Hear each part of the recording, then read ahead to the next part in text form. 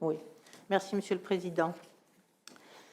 Juste pour dire que je m'associe pleinement aux souhaits et aux arguments que mon collègue le maire de Talence vient d'exposer. J'aimerais quand même faire un peu de pédagogie pour les citoyens qui nous suivent et qui nous écoutent. La fiscalité a son jargon administratif que seuls quelques initiés comprennent.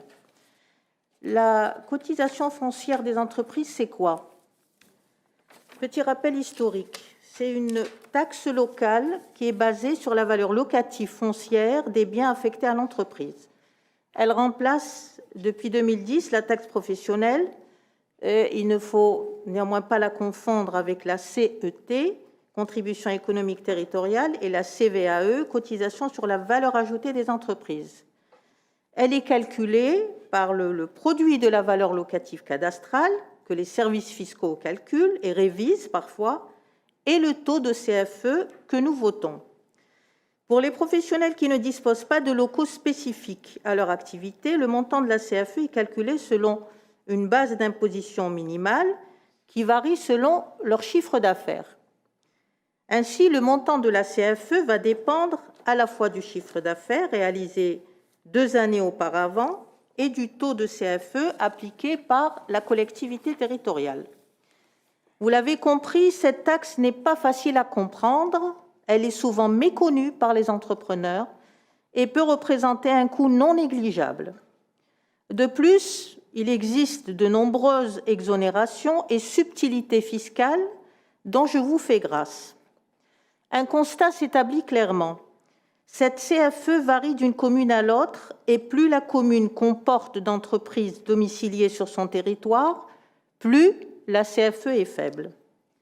La commune où la CFE est la plus basse est celle de Paris, avec un taux de 16,52. La domiciliation du siège de l'entreprise est donc l'astuce à connaître pour payer une CFE plus légère. Nous devons envoyer un signal fort et nous engager collectivement et résolument dans la baisse de cette fiscalité qui, même à 5 points en moins, restera peu concurrentielle, mais permettra néanmoins d'alléger le poids fiscal de nos entreprises. Ainsi, nos communes de centre-ville, de proximité chères à nos concitoyens, qui ont souffert de l'implantation de grandes surfaces depuis plusieurs années, de la crise sanitaire plus récemment, pourraient, pour les plus florissantes, garder une capacité d'investir pour se rénover, se moderniser, et pour les plus fragiles, éviter la faillite. Et pour nos entreprises plus jeunes, innovantes, à forte valeur ajoutée, et nous en avons quelques-unes, quelques pépites à Pessac, les inciter à rester sur nos territoires et éviter leur domiciliation dans des régions où la fiscalité locale est plus clémente.